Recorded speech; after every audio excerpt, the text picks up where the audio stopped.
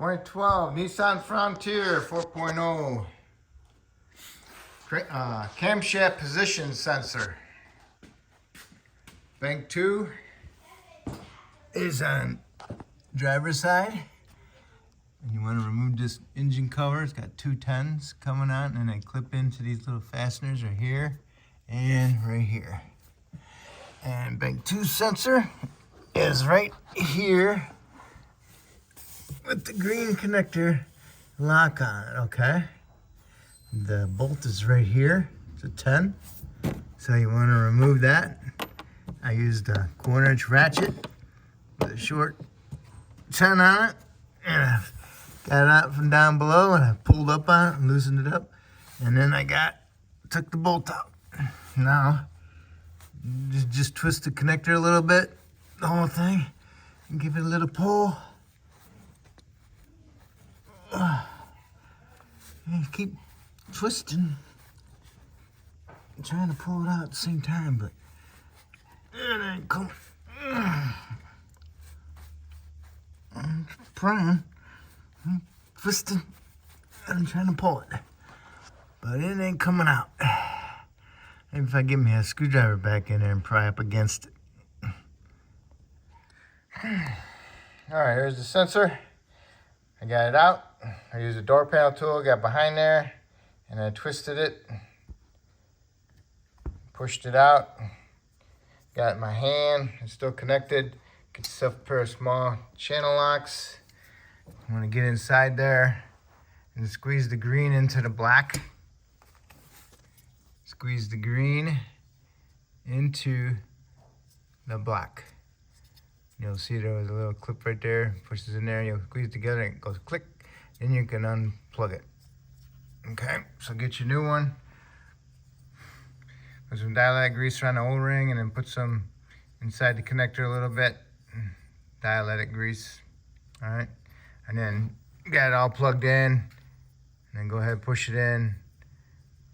Twist it a little bit. Line up your bolt hole. Put your bolt in there and snug it up. All right, you plugged it into the connector. Pull on, make sure it doesn't unplug. Feed it into the back of the head. Push it in there, line up your hole, put your bolt in there, snug it up. Okay, that's bank 2. I'm gonna do bank 1. But before I do bank 1, I'm gonna start it and make sure that it starts with this sensor.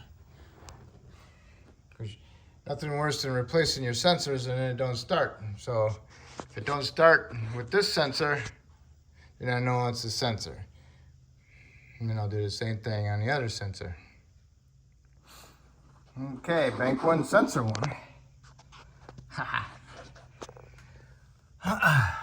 Is right over here. Get it from the driver's side. And it's right behind the wire harness that goes back behind here. So, okay. See that wire harness? All right, see my wrench?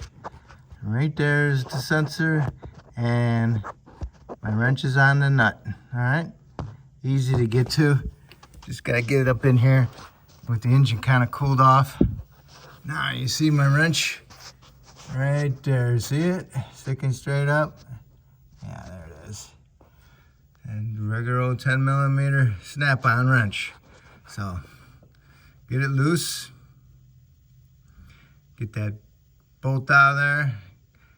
Wiggle the sensor, see if you can pull it out. Otherwise, you gotta get your little door panel tool back in there and get behind it and pry it out. There's lots of room. You just gotta go around this. Get in there with your right arm. All right, I don't know if I told you, but I removed this out of this bracket, pulled it forward. Disconnected this gray connector, put it down there. Got my bolt, not a nut, my bolt out of my sensor. Pulled my sensor out, see the sensor? I couldn't get the sensor all the way out, but you see the wire harness right behind it? I undid the fastener on the wire harness, and the sensor is sitting on that bracket. Okay, now you see the bracket right here? this wire harness was clipped to it. So I cut the clip, and I moved the wire harness, and I can pull my sensor all the way out. So I guess I could try it on this side with my pliers, squeeze it together. Just like the other one, you push your channel locks one side here and the other side there, and push this piece into that one. All right. I'm gonna try it from this side. As I was squeezing it together, my dark gray into my light gray, got it all the way down in there, then I can unplug it. But if I release my vice grip, my channel locks off of it, I couldn't unplug it. But here it is. I'm gonna put some Sil Glide around it. Put a little dialed grease in here. You can put dialed grease on the O-ring too. All right. Where's it at? Where am I at? All right. Kind of blurry. Why? Why is it so blurry? All right. There she is. She's plugged in, and the darker gray part of the connector clipped up. So now I'm ready to go ahead and push it into the back of the head and line up my bolt hole, get my bolt started, and snug it up. All right, you got the sensor in there, got the bolt in there, got the bolt tightened, snugged up. What you need to do is put your connector back on. Make sure your wire harness is not rubbing up against anything. And refasten this one here. The connector's connected in the back. Now the two sensors are done. I'm gonna go and start it again. Make sure it starts. All right, put your little engine cover back on. Remember to put some lube on those two little grommets and put your 210s back in. Now we're gonna raise it up. I'm gonna do the crankshaft position sensor. Crank position sensor. Get access to it in the right front wheel well.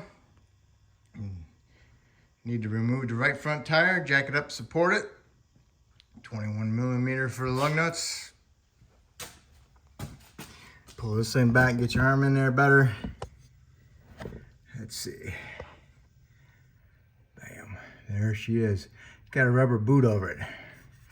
All right, so gotta pull up that rubber boot. Right there's your 10, remove that 10, twist it back and forth, pull it out, and undo your connector.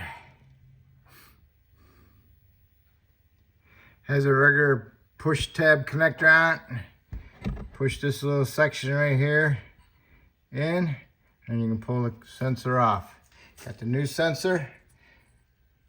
All right, the old one didn't have an O-ring, so take the O-ring off because you might not be able to push it in there. This is just a one that goes off the flywheel. Got it bolted up, got my boot pushed back over it. Now I'm going to go back together. Make sure you push this thing back in there so it stays in there. And go ahead and put your tire on and torque them to 100 foot-pounds. And don't forget to go and start it. Make sure it all sounds good. And that will complete it. All right, so you did your two cams and your crank. All right, hopefully I helped you out with this video, and hopefully you can help me out by subscribing to me. I appreciate it.